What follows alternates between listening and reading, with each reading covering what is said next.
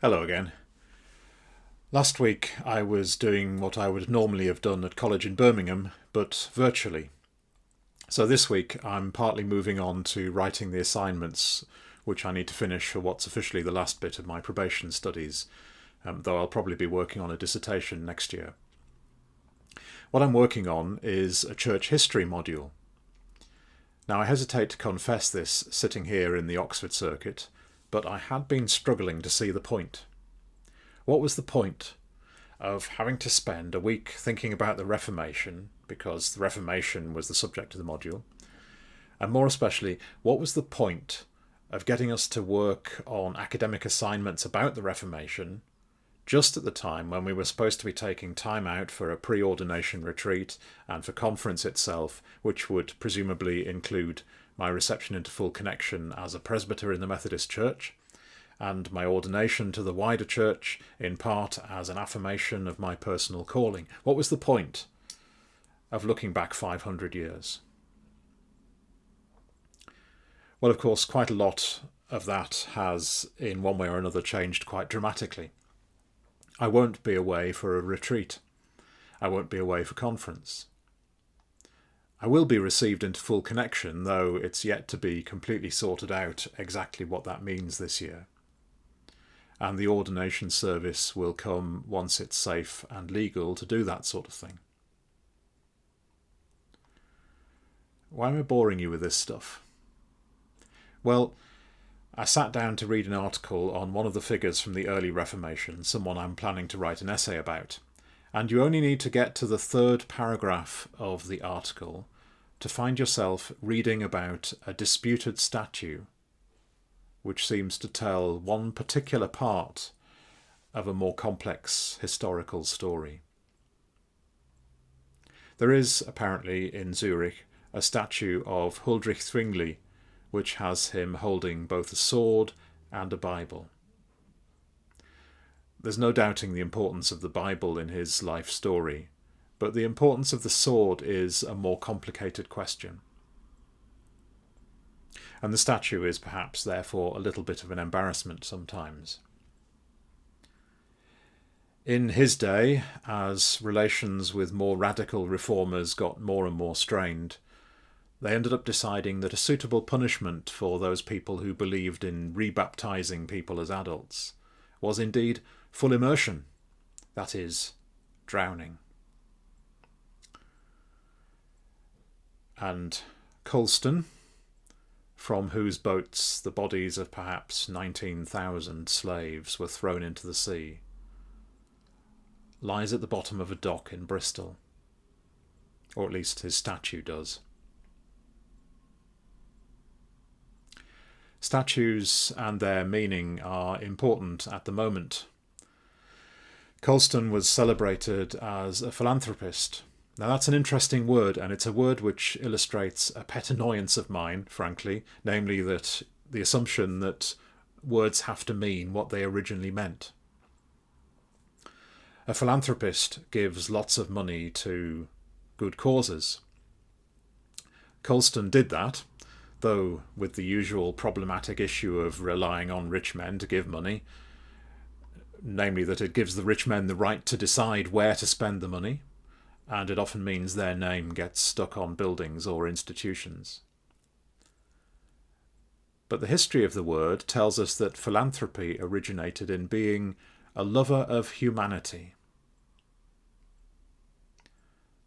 And it's hard to see how the voices of those 19,000 dead slaves, let alone the ones who survived the journey, could see Colston as a lover of humanity.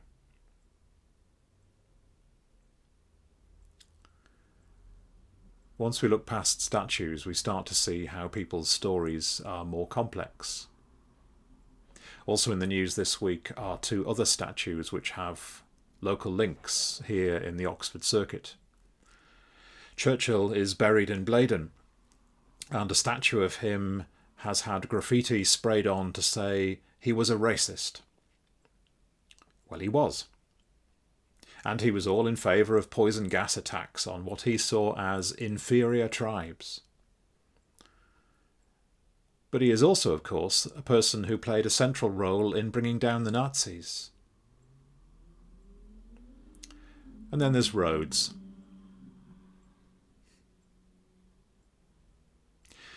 Statues tend to be of powerful men who were powerful because of battle or because of money or both. There are statues to generals and statues to philanthropists. Some say we'd forget history without the statues, but history won't forget the likes of Hitler, and it might be hard to find all that many statues of him.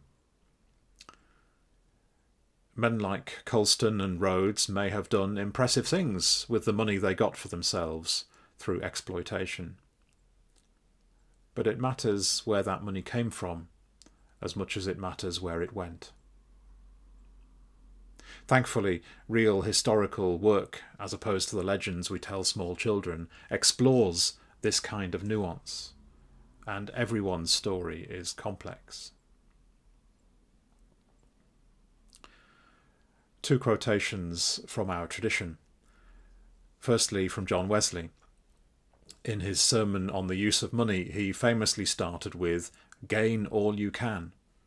But he then immediately lists a whole series of ways not to gain money, which you can summarise as not doing harm to yourself and not doing harm to your neighbour. It matters where the money comes from. And back to the most important part of the tradition. With Zwingli, I'd say let's go back to the Bible. And to a verse which appears in Mark and Luke, and in a slightly different form also in Matthew. Jesus says, "Why do you call me good? No one is good but God alone." No one is good but God alone. That's a difficult saying, which probably means it was something Jesus really said. Through the years of Christianity, people have wondered what to do about it. They've wondered what Jesus was saying about his relationship with the Father, or maybe Jesus was just simply pointing towards God at that point. For me, I've found some meaning in considering this saying in terms of God being the only one who is good by definition. God is entirely good. We are and can be good too, but it's mixed with other things. The wheat and the weeds. We all have mixed stories. And so perhaps part of the problem here is actually the fact that we put statues up in the first place. Statues are there to celebrate the achievements of someone. Maybe Oriel College is proud of Rhodes. Maybe the Bristol establishment was or is proud of Colston. Maybe Britain more widely is proud of Churchill. But the problem with the statue is it looks like a celebration of everything the person did, rather than one particular thing. And that's before we argue about whether Colston or Rhodes actually had a right to the money they used for what we might call good causes. Only God is good. Now, I'd argue that that's a long way from the Reformation idea, which in fairness is a bit more Luther than Zwingli, and which goes back to Augustine, that we are entirely bad. We're not. But nor is everything we do good.